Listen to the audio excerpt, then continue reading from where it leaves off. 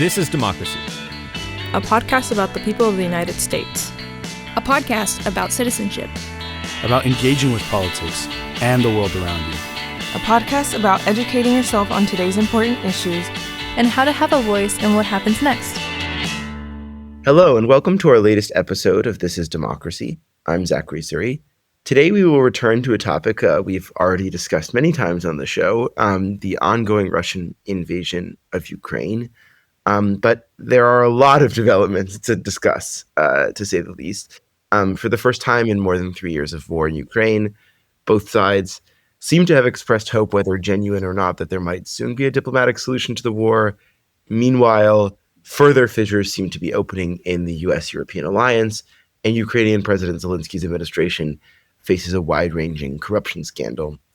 Joining us to discuss is our good friend Michael Kimmage. Michael is a professor of history at the Catholic University of America and the director of the Kennan Institute. From 2014 to 2017, he served on the Secretary's policy planning staff at the U.S. Department of State, where he held the Russia-Ukraine portfolio. His latest book is Collisions, The War in Ukraine and the Origins of the New Global Instability. Thank you for joining us today, Michael. Great to be back with you both.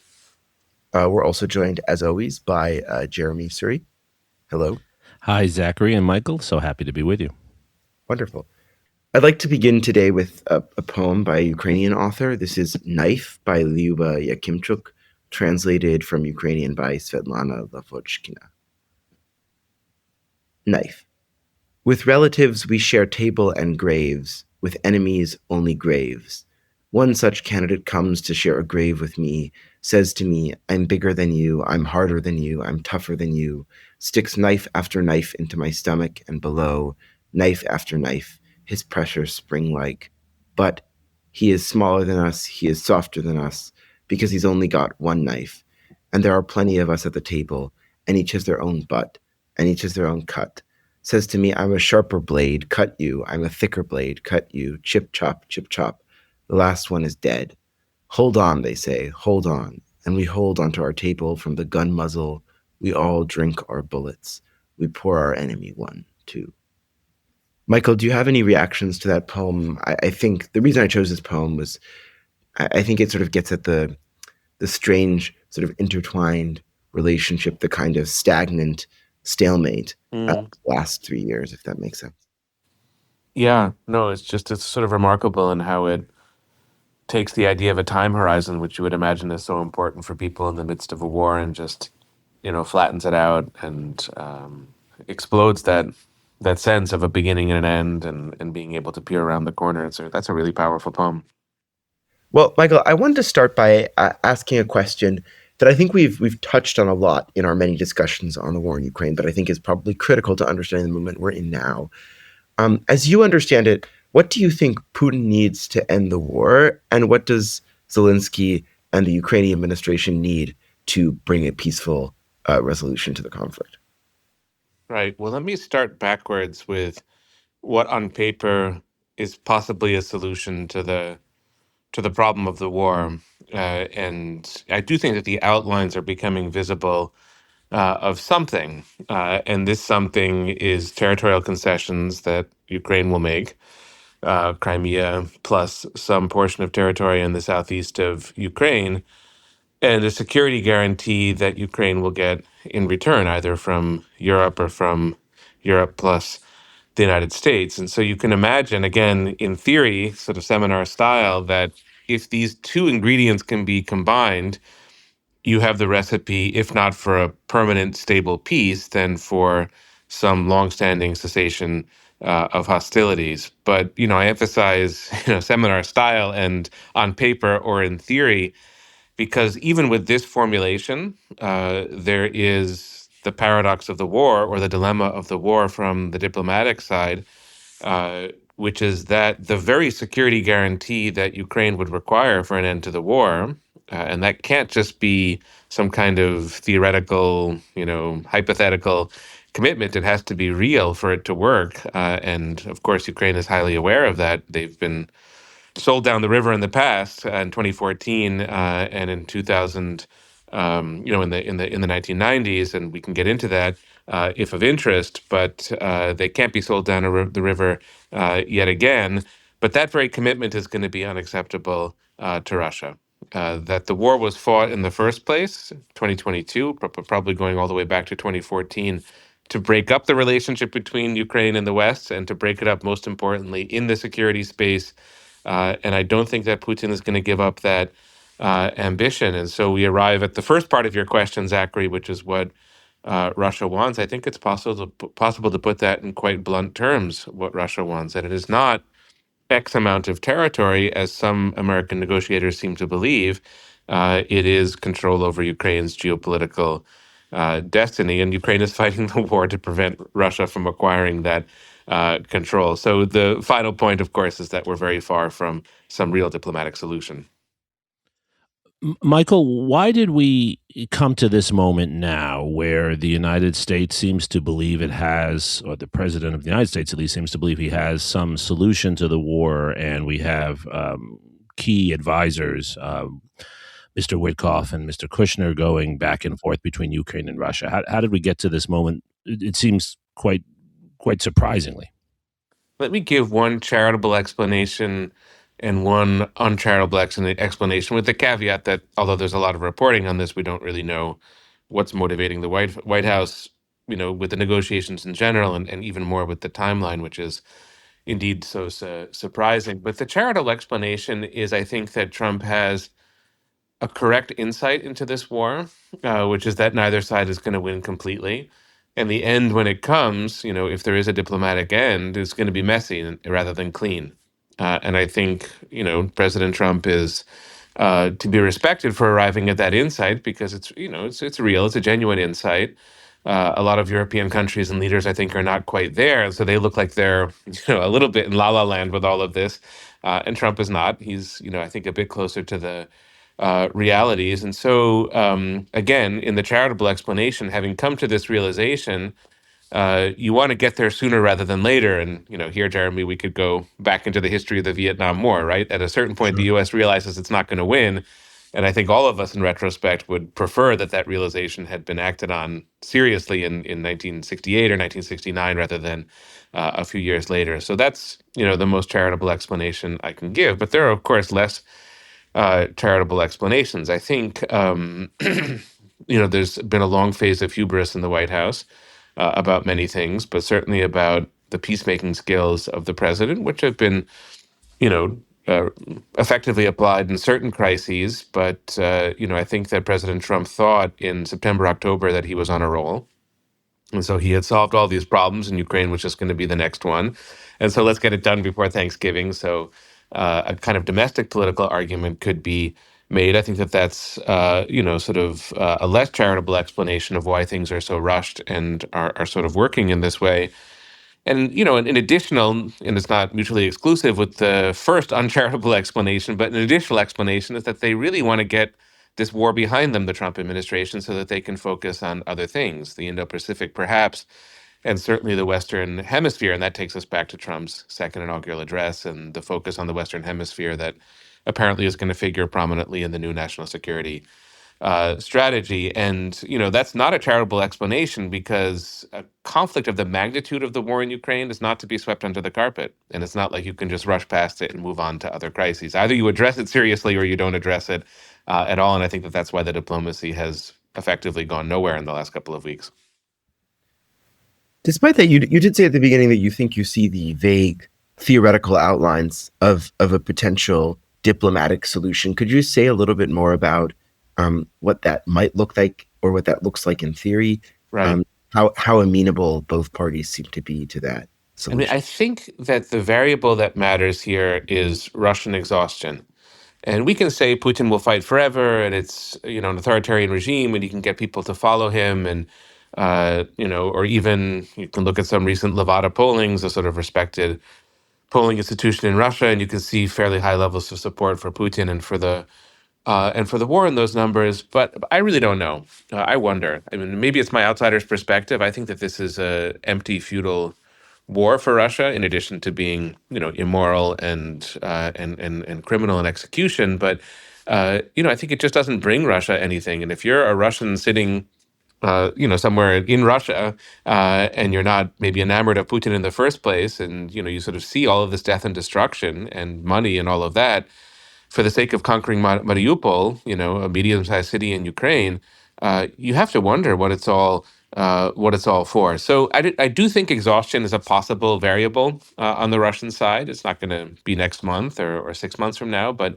it could come. And if it does, then I think Putin will be obligated to cut his losses and think about some point of termination for the war. And so I think he will hold on to territory. I don't even think at this point that Eastern Ukraine is, such attractive territory. And gradually it may be possible for Ukraine to give some of it up, and Crimea tacitly has been given up already. So Putin could focus on that. And because of that exhaustion, he would have to tolerate this closer security bond between, a big portion of Ukraine and Europe, or between Ukraine and the Transatlantic Alliance. He is not there at the moment. As mentioned before, he's fighting the war to prevent that security bond from solidifying, but he may reach a point where it just seems like it's unpreventable, and the sacrifices on the Russian side are too great. And for domestic political reasons, it's necessary not to give up on every aspect of the war, but to compromise. If that comes to pass, I think that there's quite a bit of room to negotiation. But it's a big, hypothetical, because there are lots of reasons why Putin might not want to go down that road. And, he's been relatively successful at insulating big parts of Russia from the costs of the war. So it's a hypothetical scenario for 2-3 years from now. It seems, Michael, that the Trump administration believes that Putin is winning the war. Is that true? And is there a scenario where he is simply using these negotiations to make it appear to the United States that he's open to something other than a full-scale conflict, buying time for himself and trying to disarm the Europeans and others who would prevent him from getting what he wants to get on the battlefield? It does seem to be true at the moment. Of course, this is the Trump administration, so we could go back over the last 8-9 months and detail statements on social media and interviews. And sometimes, Trump seems to be quite supportive of the Ukrainian military effort and supportive of Zelensky, and speculates even about, sending tomahawks to be used on Russian territory. And he can appear hawkish now and then, but that's not the prevailing mood, and hasn't been for the last sort of 10, 11 months in the White House. I think it's correct. I think it is the assessment both of President Trump and Vice President Vance. You could put it in two ways: that Ukraine is losing, that it's the weaker country, and they do place a great premium on countries they believe to be strong and countries they believe to be weak. And I think Ukraine falls in the weaker category and Russia falls in the stronger category. And in that sense, if Ukraine is going to lose, then get a deal now and cut your losses and face reality. I think that that's probably the discourse and the tone in a lot of White House conversations. But I think in a different sense, when they look at Ukraine, they see it as a losing proposition for them. It's not just that the war is being lost, but the whole issue is a losing issue. So you could spend a lot of resources and put a lot of effort into it and work with the Europeans, which they don't really want to do.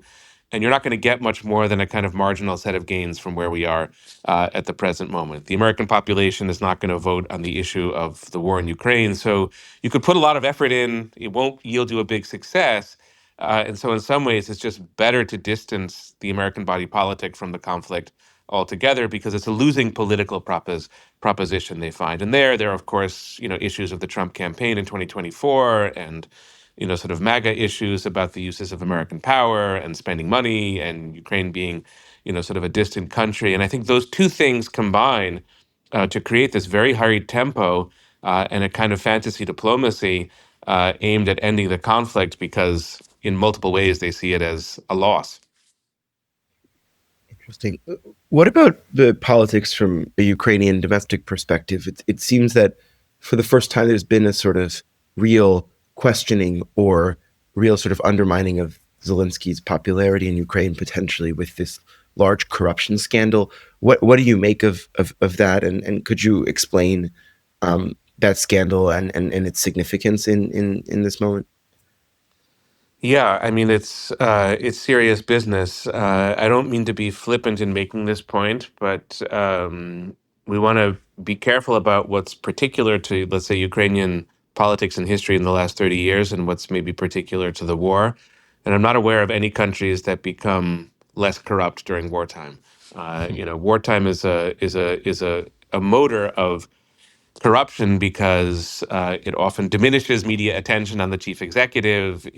There's a lot of spending in wartime, and just a lot of opportunities to feed at the trough, and that's definitely what's been happening with members of the Zelensky government who are quite close to Volodymyr Zelensky himself. The scandal focuses on sort of kickbacks and people making money off of contracts, and many of them, perilously close to the inner circle of Volodymyr Zelensky. But the other story, and I don't think that we do Ukraine a service by not telling this story, is that since 1991, as in many post-Soviet countries, there's just not a good separation of powers. And in particular, the judiciary and the executive are too intertwined. And in fact, the Maidan revolution of 2013, 2014, we might think about that as geopolitics and about Europe and about Russia and Ukraine's place in the world, and it was.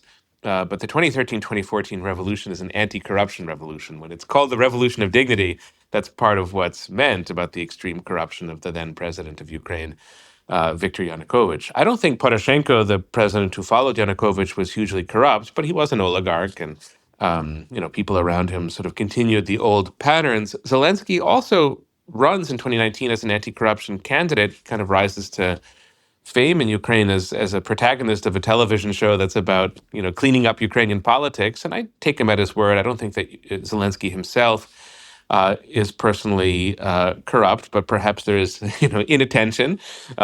He is jealous of his own authority and power, and I think he hasn't been great on media freedom in Ukraine since the start of the war, and that probably contributes to corruption. And it's just very hard.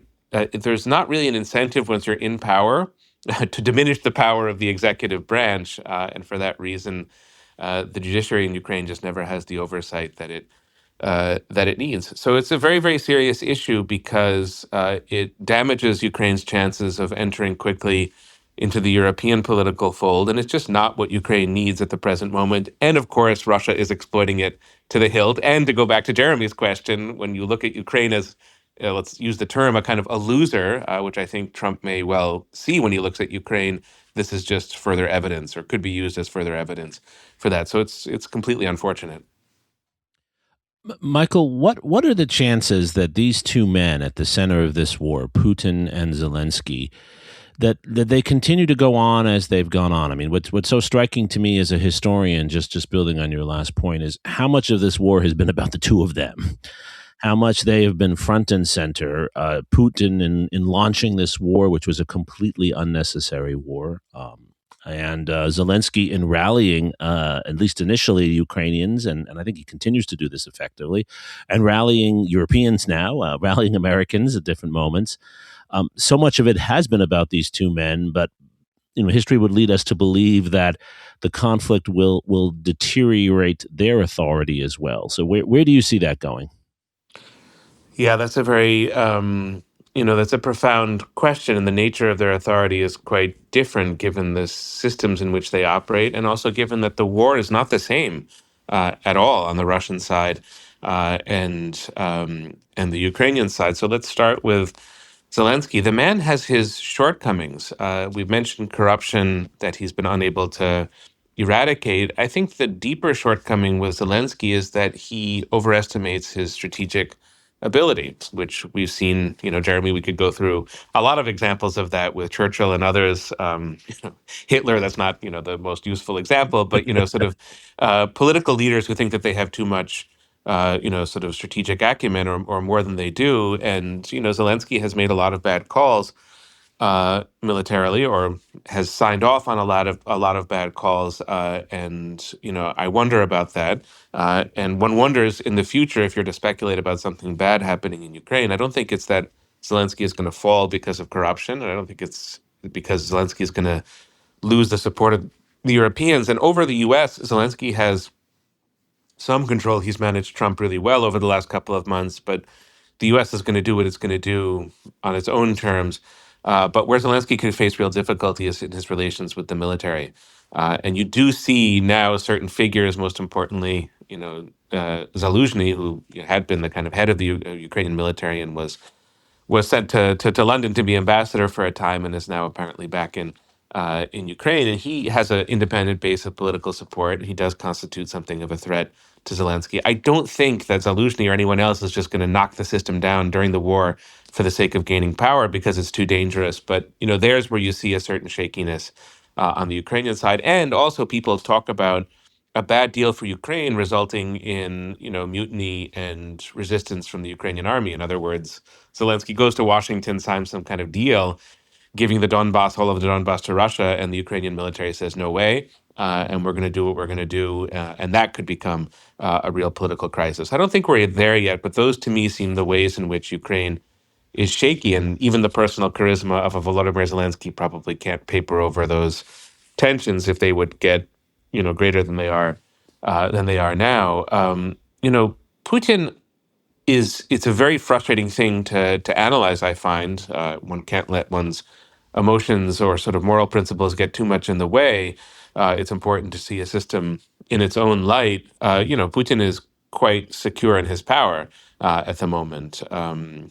He commands a very, very vertical and repressive state, but one that has traction and almost complete control over Russian politics, and it's hard to imagine the war dislodging that. I think the shakiness that's there with Putin is connected to the realization that will come, I think, one day in Russia that the war was a mistake. And when that comes and when that instantiates itself, it may be that not just Putin loses his position, or that realization may come after Putin leaves the scene, but it could well be that Putinism itself unravels in Russia because it's based on something that is not in the national interest of the country, and it's based on something that's coded in deceptions and lies and manipulations. And if you could put the point in a general way, it's as if Putin has bet Putinism on the war, and I think over time it's going to be a losing bet. But over time could unfortunately mean 10, 15, 20 years. Right.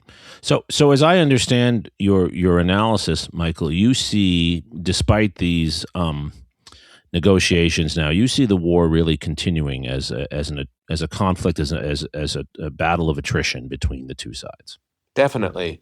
No, there's the devilish symmetry of this war, which I've mentioned already, the sort of dilemma that the closer Ukraine draws to the security structures of the West, the more Russia has incentives for continuing or perhaps for intensifying the war. I don't see a solution to that problem in the short to medium term. You could even be more pessimistic than that and say that there is no solution to that problem, that there's something zero-sum about Ukraine's aspirations to independent statehood and participation in the European story, and Russia's understanding of what Ukraine is and what Ukraine should be, or Putin's understanding at the very least. And so that doesn't exclude the possibility of an operational pause, of a cessation of hostilities. It doesn't exclude the possibility that documents could be signed and what appears like conventional negotiation could take place. And here, I'm sure our listeners are versed in these topics, but you do have the Budapest Memorandum of 1994, which was a document signed after Ukraine had given up its nuclear weapons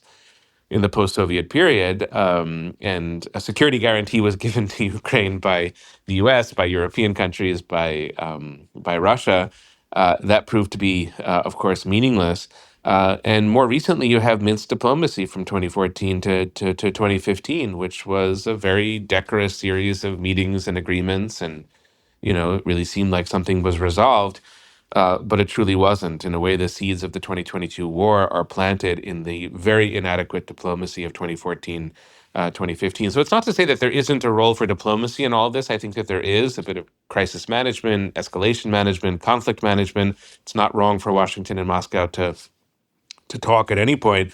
But that diplomacy can really wedge itself into the war at the present moment and solve the war's fundamental problems. I simply see zero evidence of that. What about the other sort of line in the sort of triangular relationship on the Ukrainian side of the war, that between the United States and Europe? If anything, the sort of negotiations between the U.S. and Russia at this moment seem to hurt the U.S.-European alliance the most. Is that, you think, an accurate reading? And what might these negotiations do to that sort of tenuous alliance between the United States and Europe in support of Ukraine?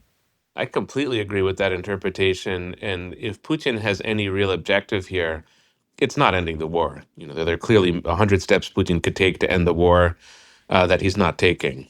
Such as withdrawing troops and scaling back the hostilities, et cetera. But that's not his bid and not his game. It's clear that he's going to create interest in Trump's Washington in an end to the war, and then string Washington along for as long as he can without changing the basics of the war. So you could ask the question, going back to your first question, Zachary, about what motivates Putin. Like, why do it in the first place? If you're not interested in ending the war, why pursue this charade of diplomacy? And I think he does it in part because it exhausts Ukraine. It takes time and attention of Ukrainian policymakers, Zelensky, rushing from place to place and just focusing on this. And that has its uses in wartime. But more than anything, what Putin is trying to do successfully, I would say, for him, is to shine a light on the space between the United States and Europe. And so for Europe, an unprincipled end to the war is certainly undesirable, and it may really be impossible. In other words, it may not be possible for the EU plus Germany, France, UK, many other countries in Europe to sign on formally to the transfer of territory from Ukraine to Russia. That just for Europe sets a precedent that is so dangerous that it runs counter to the core interests of the key European actors. Even though there is domestic disagreement in Europe and each country has a different threat assessment, but rearranging Europe in that way is not going to work for Europe. And so that's why you see heightened defense spending, high levels of support for Ukraine, and the backing of Macron, Merz, Starmer, and others for Zelensky as he goes into these negotiations, that Europe is serving as a backstop for Zelensky. And that's because of very clear European interests. Now, the U.S., in my view, should adhere to those interests and support them. They seem to me like American interests, but the White House has a different read, of course.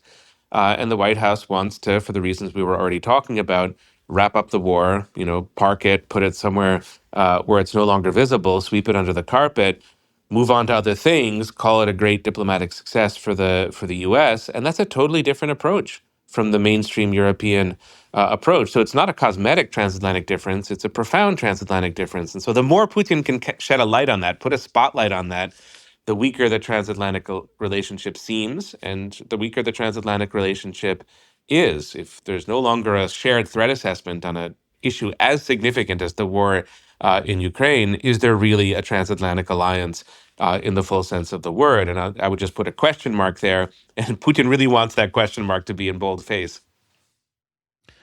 So Michael, what should the United States do? I mean, in a certain way, the peace offering by the Trump administration is a self-serving act. It doesn't match with the realities on the ground, as you pointed out. On the other hand, as you say, there's a possibility of at least a short-term cessation to hostilities, which might actually be good for everyone. What should the administration do that it's not doing right now? A couple of things that it's not doing, and I think you want to start just with a believable, accurate understanding of the war itself. And some of this is so basic that it's almost embarrassing to repeat, but I'm not sure it's been internalized by President Trump and some of the people who work for him, but that the war is Russia's fault, that the war begins with an outright Russian invasion of Ukraine in February 2022, and of course earlier, that the war was unprovoked, that the war reflects a will to control Ukraine on Russia's part. These don't seem to me like complicated arguments. They're almost statements of fact, but they do have to be internalized. So that would be the first point. The second point is that hastily planned, sloppy diplomacy is probably worse than no diplomacy at all. So if you are to pursue, and I think it's fine to inquire with diplomacy, to just see where you stand and, figure it out. But if you do that, you can do that privately. You don't necessarily have to do it in public. And this constant building up of expectations, Secretary Rubio saying we made a huge amount of progress in Miami about a week ago, and there's no visible progress. Right. President Trump going into Alaska implying that the war is going to come to an end. They're kind of there. They've had a breakthrough, and there was no breakthrough. So that, I think, really weakens the U.S. position. These kind of promises and claims that are so at odds with the reality. So you can do less in public. You can lower expectations, and at the same time, I think you can still explore and talk. I think a third, sort of, and final point to make is that the U.S. needs to have a very careful understanding of what its real leverage is in the situation. And this is no longer the 1990s when you can send Richard Holbrooke somewhere to quote unquote end the war, to end a war, the title of Richard Holbrooke's book about the Balkans in the 1990s. That's not the role the U.S. is going to play here. The U.S. is one piece of a very big puzzle, which does include China and non-European countries. U.S. can facilitate, it can put forward ideas, it can convene, it can do things, but it has to understand its leverage. And its leverage has a lot of limits, which I think are not well understood in the White House. And most baffling of all, the U.S. is diminishing its leverage at the same time that it's trying to be the number one country solving the problem. So it's lowering its support to Ukraine, which diminishes U.S. leverage. It's fouling up the transatlantic relationship, which is diminishing U.S. leverage. And constantly suggesting that it would be in the interest of the United States to withdraw from Europe in general, which also diminishes U.S. leverage in Europe objectively. So there seems to be a very hazy understanding of what U.S. leverage is, and that too makes the diplomacy just almost destined to fail. Michael, is the missing piece, though, really the security guarantee for Ukraine? And should the United States consider giving that or being part of a security guarantee for Ukraine? I want to avoid, not trying to be rude here, I want to avoid a think tank answer to that question, because I do think it's easy to sit in a think tank in Austin, Texas, or Washington, D.C., or New Haven, Connecticut. It's easy to sit in think tank mode and say, yes, we can resolve the problem of the war with a security guarantee to Ukraine. I do think that that's true, and I think it matters. But I also think that there's a real problem of domestic politics in Germany, in France, in the UK, and in the United States. And I don't know how we overcome that problem in the short to medium term. In other words, sending troops to Ukraine is not a non-starter for strategic reasons, but it's a non-starter for domestic political reasons in all the countries that I mentioned. Even large groups of technical experts and assistants to operate, Western weaponry in Ukraine would, I think, be tricky. And then there are thresholds when it comes to financial support to Ukraine that all of these countries are puzzling through. Trump does win the 2024 election on a campaign that includes lowering support to Ukraine, and I wouldn't want to factor that out of the equation. So the question is, what's the credible commitment to Ukraine that can be managed that suits the contours of domestic politics in the U.S. and in the key European actors? And there, I think we arrive more at a strategy of containment than at a strategy based on NATO-like security guarantees. I think that if it's the next best thing, then it's worth focusing on that. And containment means close levels of cooperation, the kind of intelligence sharing and targeting that the U.S. does with Ukraine. Defense industrial production, maybe that's the real elixir in this mix, that if Europe and the U.S. and Ukraine can get together and really succeed at defense industrial production, which actually they're not doing at the present moment, but if they could do that, then maybe that becomes the tacit security guarantee for Ukraine. But a kind of formal NATO-like commitment, I think it solves the problem, but I also don't think it's realistic unless our domestic politics changes so much. So it's not a particularly satisfying answer to your question, but to me, it's the most honest one I can muster. That makes sense. Well, thank you so much, Michael. I think you've provided us with a very sombering but important portrait of where things stand in Ukraine today. And, we began this episode, listing many of the sort of recent developments in the war that seem to really be shifting the landscape. And I think you've maybe offered a compelling case for why they don't necessarily mark a major transformation in the war, and really an entrenchment of the same dynamics that we've been dealing with for the last 3.5 years. If I could, Zachary, just jump in with one further point, since it sort of popped up at the end of my last answer. I am, all in favor of diplomacy. I'm all in favor of grand strategy. I'm all in favor of being able to think in abstract terms about the war in Ukraine. It's necessary. It's important. It's necessary on the academic side. It's necessary on the policy side. But if there's any message in a way to leave listeners with when it comes to what can be done in a practical sense, a non-defeatist, non-fatalistic sense of supporting Ukraine, it resides very much in defense industrial production.